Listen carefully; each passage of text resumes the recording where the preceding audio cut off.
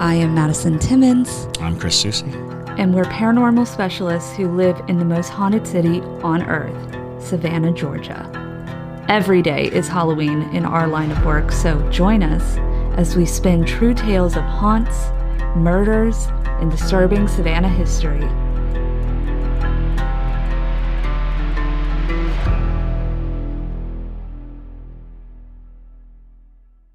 I'm Madison. I'm Chris. And welcome to the most haunted city on earth.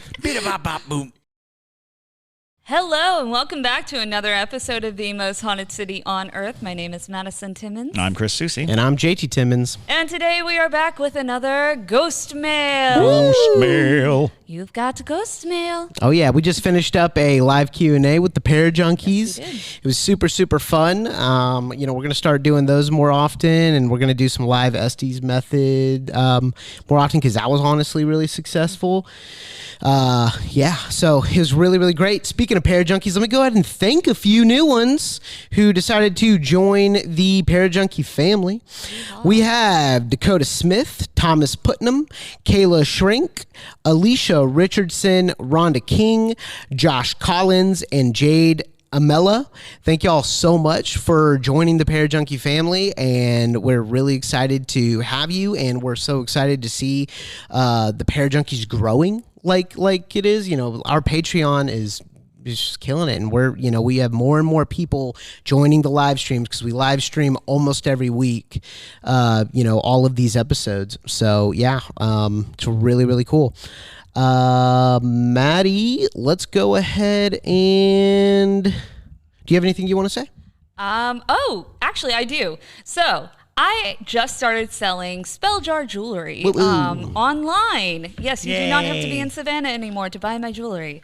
So I make these pieces by myself, by my own hands, and I curate all of the herbs specifically to bring different metaphysical properties to the wearer. So I've got like self-love, abundance, anti-anxiety, protection, all the good things. So if you like things like that, you can check it out at countrywitchco.com. Ooh. Oh, yeah. And follow me on Instagram, too. Brought to you by countrywitch.com. Oh, yeah. Cool. All right. And here we go. We got our first ghost mail from Hannah Cornelison. Awesome. Yep. It is titled West Texas Weirds. Wow. The Weird Texans. Weird Texans. West Texas. Yep. All right. Hello. My name is Hannah, and I've been a fan since the beginning of the podcast. Thanks for sticking with us, Hannah. Nice, We appreciate that. I've been a long-time believer of the paranormal, but never really had any experiences.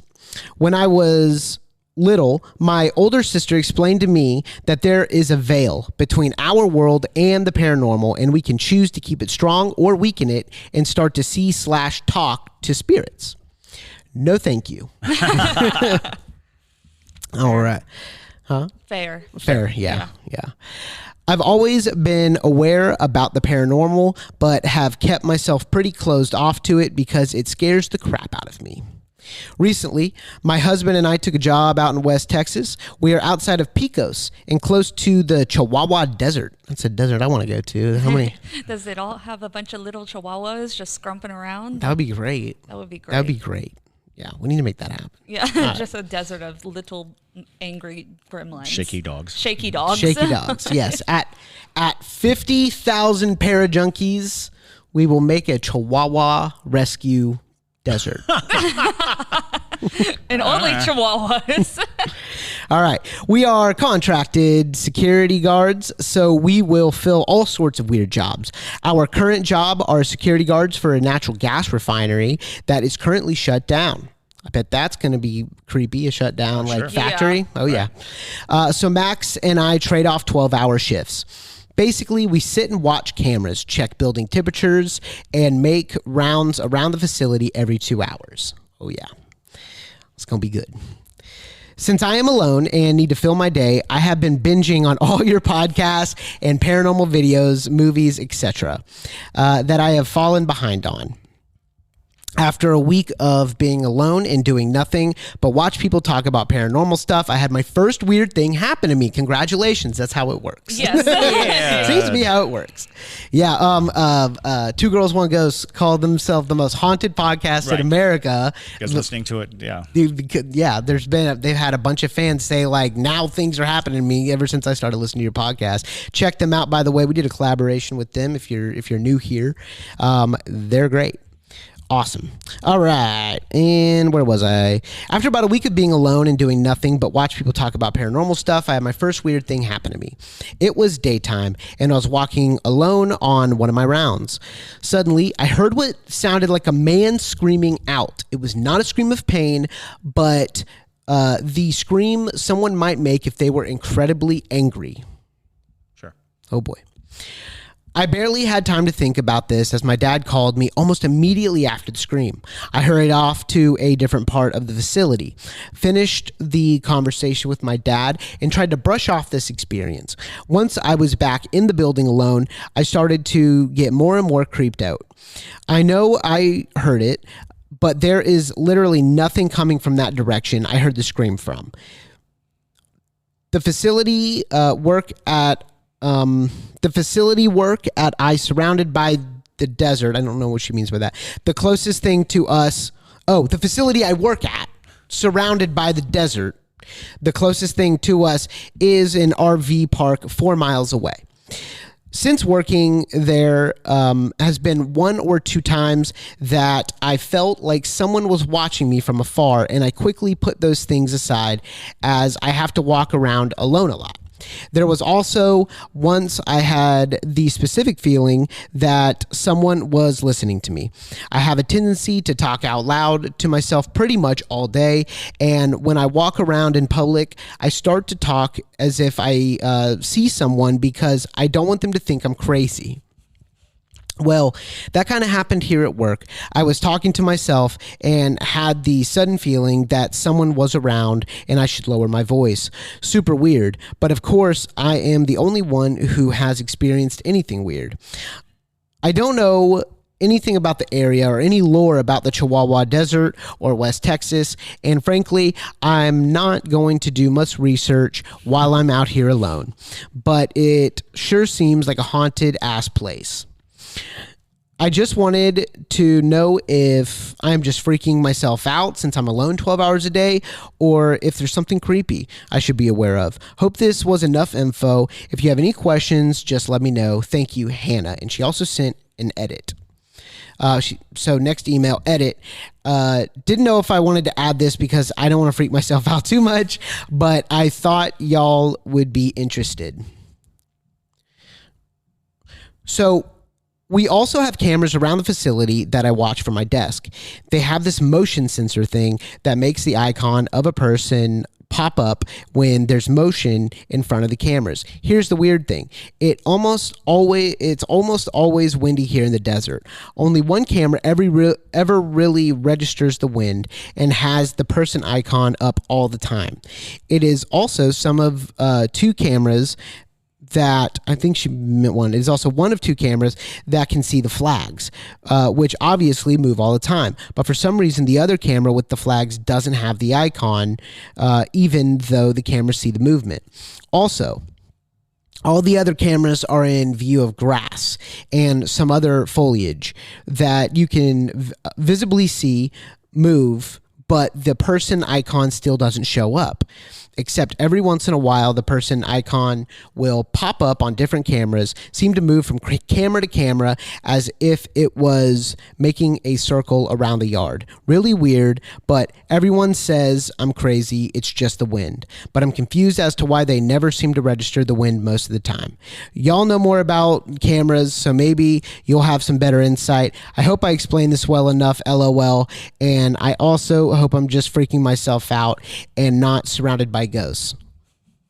Hannah, there's something behind you. Turn around. You're awful. That's just mean. You're awful. That's just mean. You know, it's I don't know much about the Chihuahua Desert, but you know, deserts are haunted in their own regard because I think we've mentioned this before that they are hearty ghosts if they are able to survive out there. I think maybe doing a little research on like, what has been in that area before. Because if something's walking in circles around a yard area, I don't know why, but the thought of like a Prisoner, yeah. Yeah, popped into my Sure. head where I was like, maybe there was a prison at some point on that land, or kind of like a makeshift prison of some sort. Because, there have been so many like moments in history where people would probably have a reason to make a makeshift holding facility for prisoners or outlaws, things like that. But well, yeah, and the government hasn't had a great history of dealing with indigenous people, and so there is a good chance that there was a type of rounding up and pinning people at some point in order to make way for the, manifest destiny, as it were, which is also why a lot of deserts are haunted, is because as humans press in and build cities and build things, those naturalistic spirits have to go somewhere, and they end up in the places where people don't live.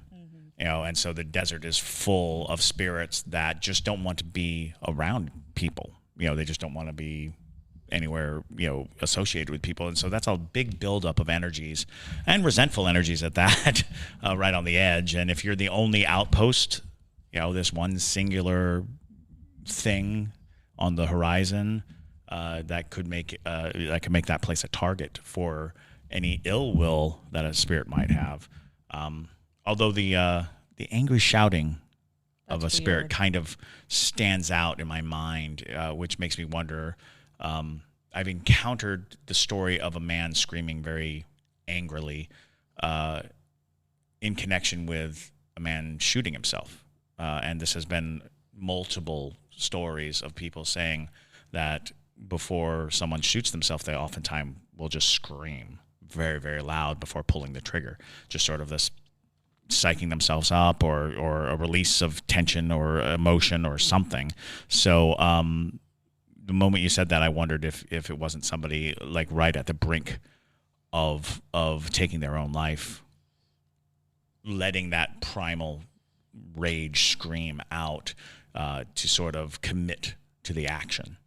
So yeah, there might be something to investigate there as to whether or not there was tragedy at the plant itself, before it shut down.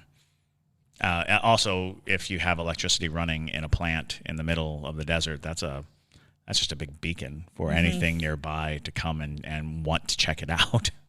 It's interesting that you say that after you started like listening to paranormal stuff that you started noticing different things. Well, I think there's a reason why people who listen to Two Girls, One Ghost, and sometimes even our podcast, start having paranormal experiences, because you're now opening yourself up. Absolutely. To acknowledging the existence of these things.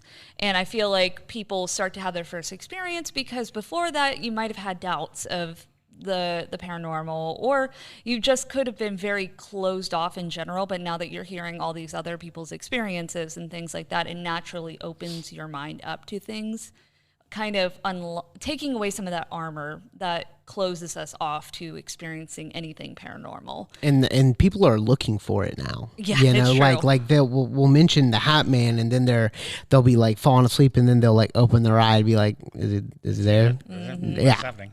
It's for true. sure.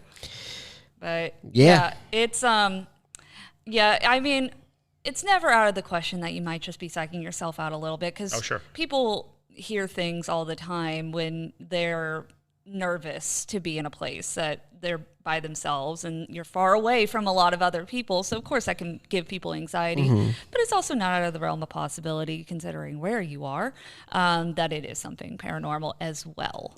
So absolutely, for sure. Hey y'all, this is Madison. We'll get back into the episode in less than 20 seconds, but I'm really excited to announce that I have opened my own spell jar jewelry company. It's called Country Witch Co., and I custom curate each piece with different herbs that attract metaphysical properties to the wearer. So whether that be self-love, abundance, anti-anxiety, I've got a little bit of something for everyone. So if you're interested in that sort of thing, you can find us at www.countrywitchco.com, and enjoy the episode and stay spooky, y'all.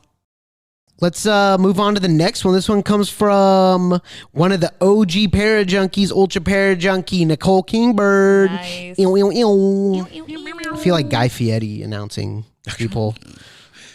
Anyway. All right. Anyway. All right. 3-part ghost story or 3 strange stories is what it's called. Okay. Yep.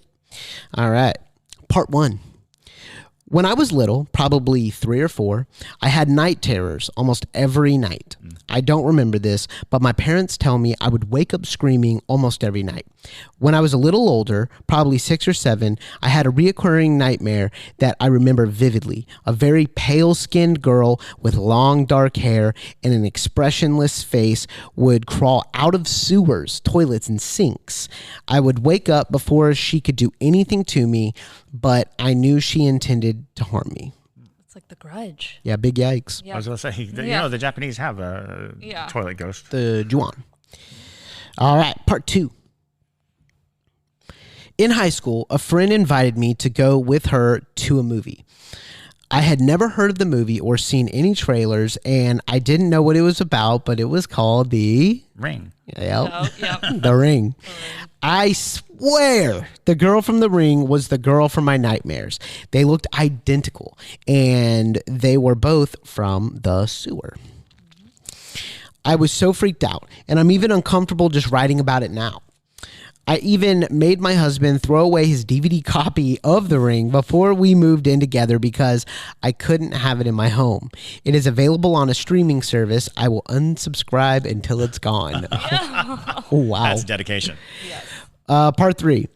When I was in my 20s, I was hanging out with some friends at my house, and we were taking pictures of each other. The next morning, when we were going through the photos, we noticed a girl with no expression on her face and long dark hair in one of my photos. Oh boy. Okay. Photo is attached. All right. Okay. Oh yeah. It's bringing the heat. All right. Again, I was so freaked out.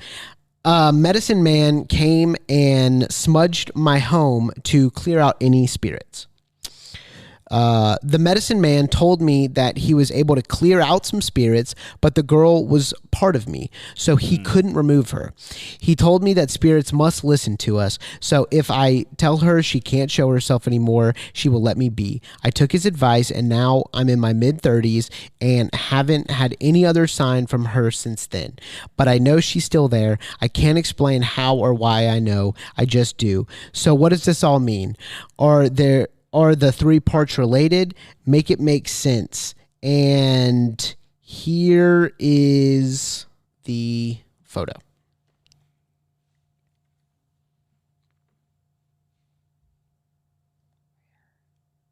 You'll see it. Oh. Yeah. Yep. Okay. Yeah. Nope. Nope. Oh my God. Nobody likes it.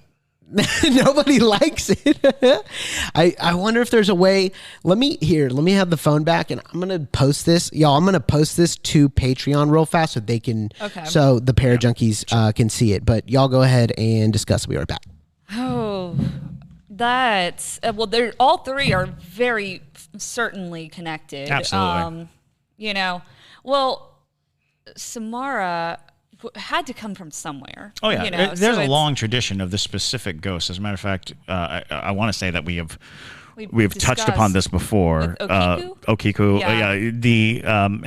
Yeah. Even in elements throughout the United States, throughout the world, the long dark-haired pale child, ghost is rampant. And the fact that you had knowledge of it prior to, because I think that you're now predating even the Japanese version of the Right. Ringu, with your nightmares and with your dreams. The night terrors, constantly a sign of supernatural turmoil. Lots of times they are precursors to more developed issues. Oftentimes demonic possessions start in night terrors, especially with such a specific story of such a specific thing, coming up out of the sewers, coming up out of the toilets, the discarded and wasteful parts of our existence. That is where dwells the darker entities. So yeah, I would not suggest that you are linking unrelated things, because they seem very tangible to Right. link to. You could say, oh, well, that is the way it goes. The idea of it being connected to you, this will always be a tricky thing. There are a lot of spirits that may be connected to you at any given time in your life, and the earlier and younger you are, when the attachment happens, the more complex the relationship is. And depending on how you believe, some connections can happen before birth. Some connections are about spirits that have, and will always be entangled with you, and what their purpose is and what they want it's pretty wide. So I would not suggest that knowing that it's always there is necessarily a bad thing. It's not necessarily like, oh no, what am I going to do? But it does hearken to the fact that this entity is attached. It is a part of your development, your spiritual development, your life, and sometimes that's what spirits are. They are in our lives to help us face something, function in a certain way, understand the world in a certain way. So don't despair, is I guess what I'm trying to say. Yeah, I mean, it's tricky because you saying that like this has been around since you were a child tells me that you either picked it up very early on in life, or like Chris said, it's something that's always been with you. But it's hard because what kind of gives me a little pause is the fact that the person you had come in to cleanse spirits out said that they can't detach you from the spirit. Right. So it makes me wonder, I'm like, well, is it a negative attachment, like something that's supposed to, kind of constantly drag you down a little bit? Sure. And that's why the attachment is so difficult to get rid of. But then there's the flip side where you basically told it like you can't show yourself anymore, and it respected that. And that's what's also confusing, solely because of the fact that, clearly it's not powerful enough and it doesn't have enough free will to make decisions without your consent. Right. So it's creepy. It's creepy. Nonetheless. It's definitely a tricky thing. My sister had a brain tumor, and when they removed the brain tumor, it turned out to be it was like a dermal cyst, but it was all the material of a twin. Oh. I think it had like a fingernail and some hair, and just like it was definitely the organic. But the supposition was that my sister may have been at one point twins, and then one just absorbed the other. And apparently that's a perfectly normal thing, but the cell package remained and grew in her brain. All my sister's life prior to the extraction of the tumor, she was a very gifted psychic. She just knew things. And a gifted mathematician too. She just knew the answers. She just knew these things. After the surgery, they all went away. She no longer had access to these gifts. They just gone. Which was always this interesting thing. It's like, was there something physical inside of her that was causing her to have a pronounced psychic ability? And maybe there is something physical in you something you absorbed as a child, something that,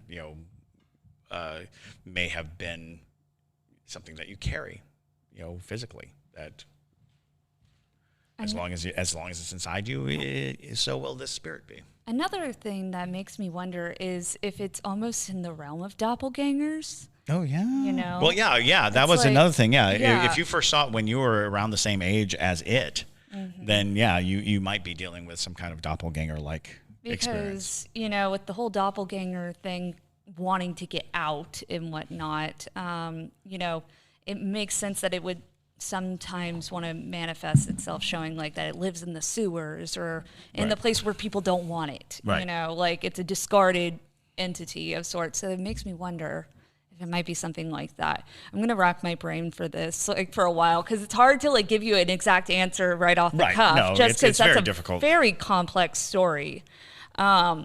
But I might do some reading into things too of who the first person was to maybe encounter a Samara type entity. Well, and I dare say you're gonna go back a long ways, because there was I think a samurai story that has very similar tones and things about the scary child ghost. I think that if you go far enough back, you're going to find that the creepy girl ghost is a pretty solid, entity. Absolutely. Complex story, but very freaky. So, keep us posted. Yes, keep us posted. Because now you brought it up and brought it out. Yes. So may hear from her soon. All right, this one's from Jesselyn Johnson. She said, not a question or ghost story, but y'all got a shout out. She said, hey, y'all, not sure how many of your listeners are familiar with or listen to the Let's Not Meet podcast or Odd Trails, but y'all got a shout out on all Odd Trails in episode number 68, thanks to the Instagram clip of Chris talking about doppelgangers. Woo! Anyways, just wanted to let y'all know, just in case no one else does, love the podcast, and y'all keep up the great work, Jesselyn, or Jessie for short. Oh, yes, great. Thank you, Jesselyn. Thanks. So I got this a couple days ago, and I actually told Jessie that I would reach out to them, which I did.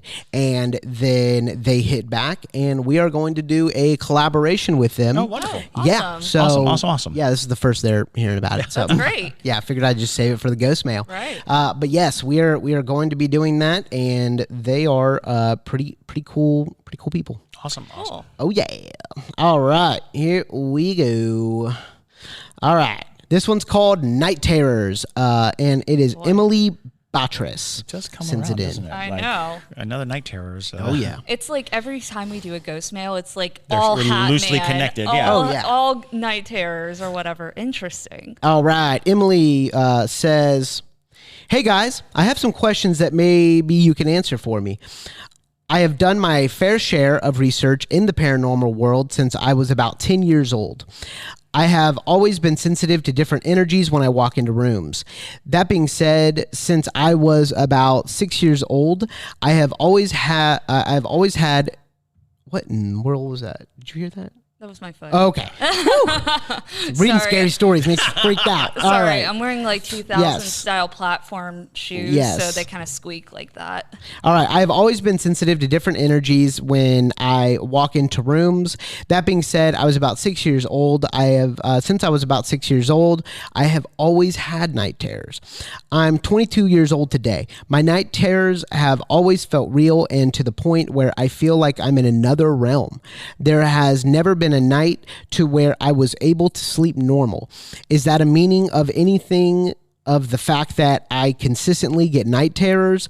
But the main one I'm concerned about is that 2 months ago, I dreamed of myself, my fiance, and one of my best friends sitting in a room with a baby. I remember feeling trapped in the room like someone was keeping us hostage. I always remember feeling as if I'm possessed because I was seeing hallucinations in my dream. all of a sudden, I was feeling uneasy, as if something was trying to come out of me.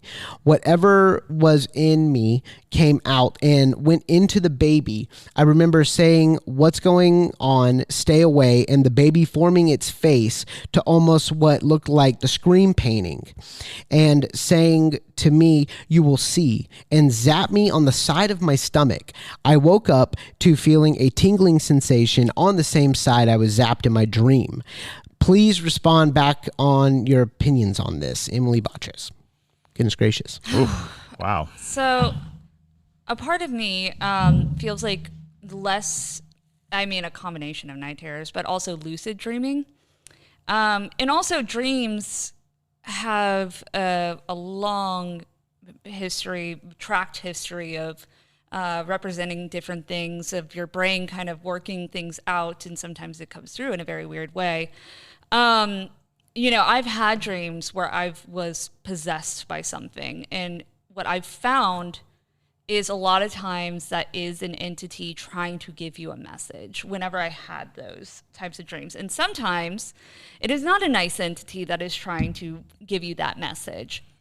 I don't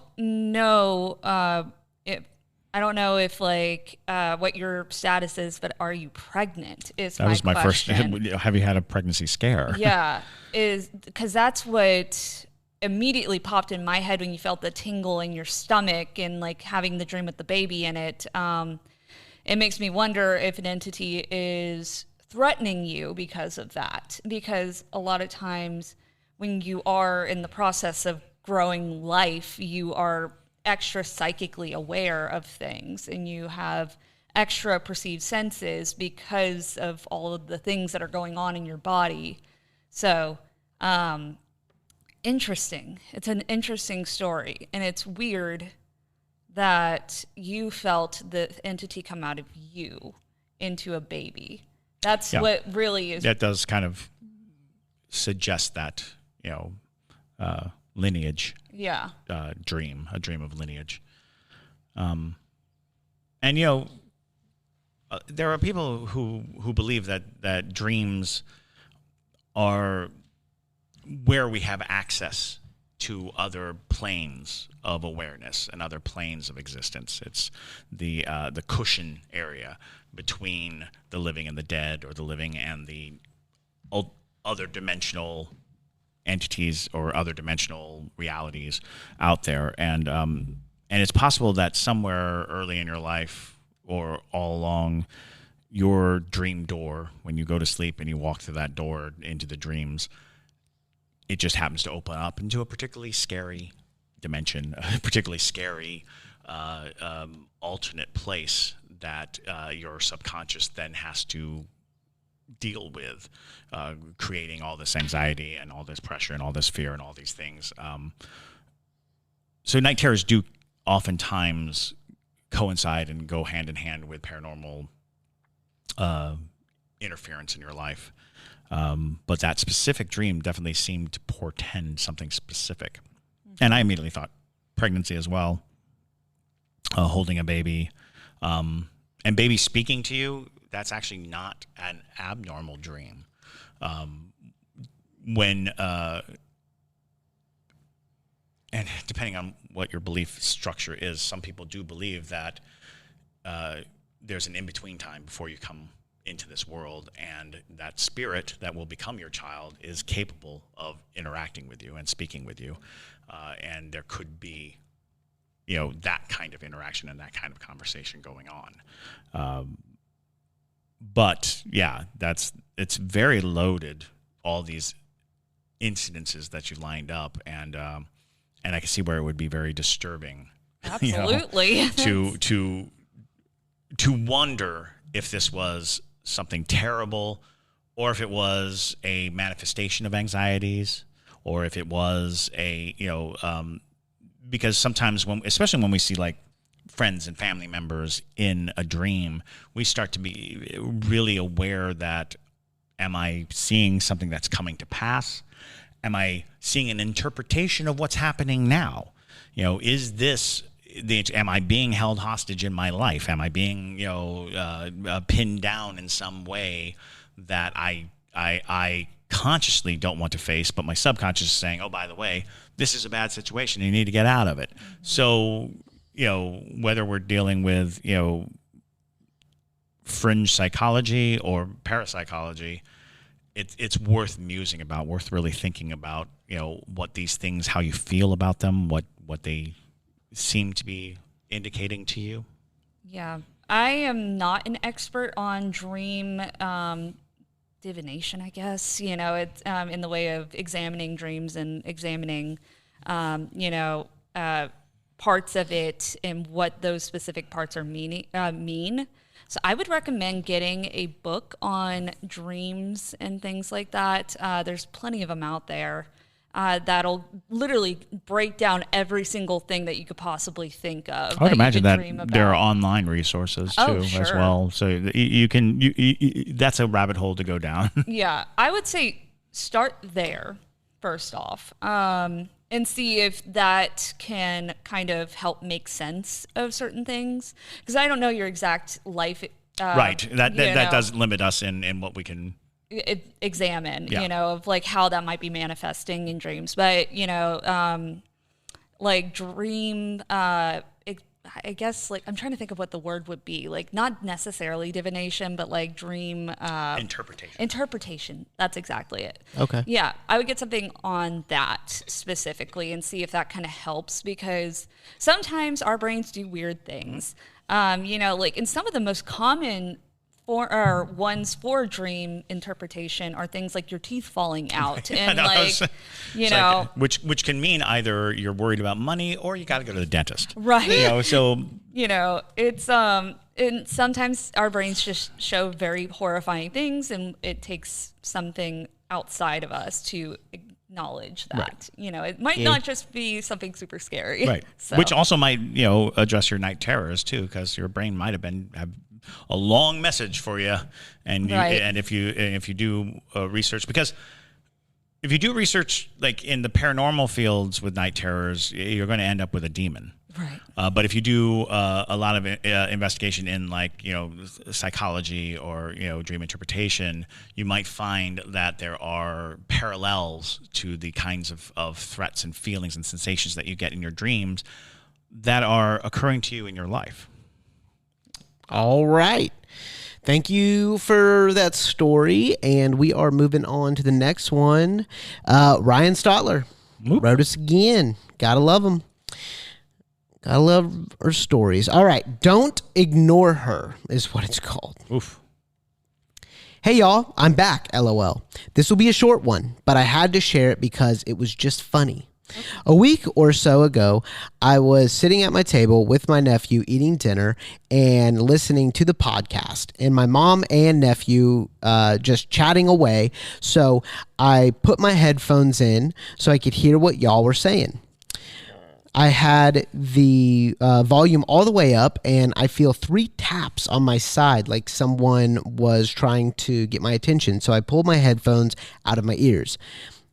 I asked my nephew if he tapped me, and he said no. So I asked my mom if she was talking to me and her, and my nephew said yes, she was. I told them something tapped me. I think it was my friendly neighborhood ghost saying, "Hey, idiot, your mom's talking to you, so don't ignore her, haha." Thanks, y'all, for reading my stories, and I'll be back next week. Stay spooky, y'all. That's funny. Yeah. That is funny. I mean, that is totally the case a lot of times. Sometimes spirits are just witnessing things and they're like, hello. Yeah, if they can interact, they will. Yeah, exactly. Like I've talked about that before, where I've had spirits on multiple occasions where I'm like, Maggie Hunter actually is a great example of this, where the interaction was solely because I was doing something stupid, or I was forgetful or whatever. And Maggie Hunter died at the Gribble House property, which is now a trolley car barn. And basically every single time I'd forget my water bottle or my jacket because I put things down and then I forget to grab them at the end of the night. Oh yeah, you've told this one before. Yeah. And I would go to put in the code and lock up, and it wouldn't work until I would hear a little voice in my head being like, you forgot your water bottle. And so I'd be like, oh, I forgot my water bottle. Go grab it. And now the code works. She was very commonly doing things like that. So it's very likely that that's exactly the kind of same situation where they're just witnessing the situation happen and they're like, hello, quit being rude, Many of us have those stubborn pounds that seem impossible to lose, no matter how good we eat or how hard we work out. My solution is PlushCare. PlushCare is a leading telehealth provider with doctors who are there for you day and night to partner with you in your weight loss journey. They can prescribe FDA-approved weight loss medications like Wegovy and Zepbound for those who qualify. Plus, they accept most insurance plans. To get started, visit plushcare.com/weight loss. That's plushcare.com/weight loss. Right. Cool. All right. And this is the last one. This is Justine Mason. All right. I don't think Justine has ever written to us before. All right. Seance in your grandparents' basement. Oh, boy. Oh, yeah. Hi, guys. I just discovered you from TikTok. And let me just say the amount of work you guys put into your podcast does not go unnoticed. I love it. Thank you, Justine. That's very sweet. Yeah, seriously. We really appreciate that. Here's the story. At a Christmas party when I was younger, my cousins and I decided, hey, let's go to talk to the dead. Oh, yeah. Hey. Like you do. What party, doesn't talk to the dead? Absolutely. Boy, was I naive. I've also had this part of me where I can see and feel things others can't. What bad could happen? As we set up the room, candles lit, rosaries in hand, and flashlights within reach. Just in case you know, my cousin, or just in case you don't know, my cousin Creighton gave the rules and began calling those on the other side. After 5 minutes, I looked up and I could see a little girl with long black hair. She had really smart. Yeah. Samara's just here. I know, right? Jeez. Chris is like, oh my God. Fine. After 5 minutes, I looked up and I could see a little girl with long black hair. She had really small eyes, but I could not see her mouth. She was wearing a white dress and had a very loosely tied ribbon around her neck. No one else could see her but me. I quickly looked away, told her goodbye in my head, and left the circle. Now, here comes the scary part. I still feel and see her to this day. I've always wondered if I didn't properly close the door, per se, correctly. Yeah, that's probably likely. She's not a nuisance. She does not seem angry, but I feel like I am trapped when she is around. I get high anxiety, start sweating, and get hot like I'm in a crowd. How can I tell her that though I appreciate her presence, she needs to move on? Stay spooky, Justine Hart. So, isn't there a Japanese spirit like that, like the Oni or something like that? Well, Oni is a blanket term for demon, but there absolutely are. The interesting thing is, again, it's possible that the girl was following you before, yeah, and the seance gave her permission to show herself. Mm-hmm. Because a lot of times ghosts don't know the rules. A lot of times, there's a lot going on and we don't either. We don't know conditionally what happens, but we do have certain things that we kind of come to understand, that you can invite these things, that you can open the doors, that you can, make room in your life for this to happen. And a seance is a classic one, and a poorly done seance is rife with issues. I was gonna actually mention something about that. Basically, she said she was younger and all of that.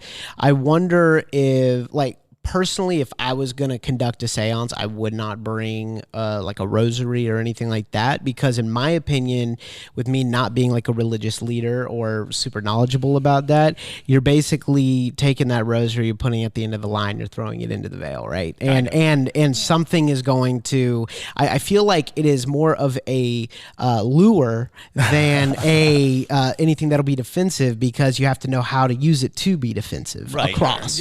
Generally, rosaries are great protection because they are basically talismans of faith, and if you know what you're doing. But if you're just, like if you grab a crucifix off the wall and try to use it, if your faith isn't there, if it's not a part of your faith or a structure of your faith, it's really not going to do much, because it is not the item, it is how you feel about the item. And at a certain age, you're kind of all over the place, unless you were raised like strictly religious and you know what's going on. And there are lots of bizarre rules to like seances that are very arbitrary, but they came about somehow. A little known belief in a seance is that you have to have equal number male-female representation. People believe that because if you lean it one way or the other, the spiritual energy can fill in the imbalance, and it can become an imbalanced, situation. There's a lot of beliefs that, in a seance, whoever initiates the seance is actually responsible for shutting it down.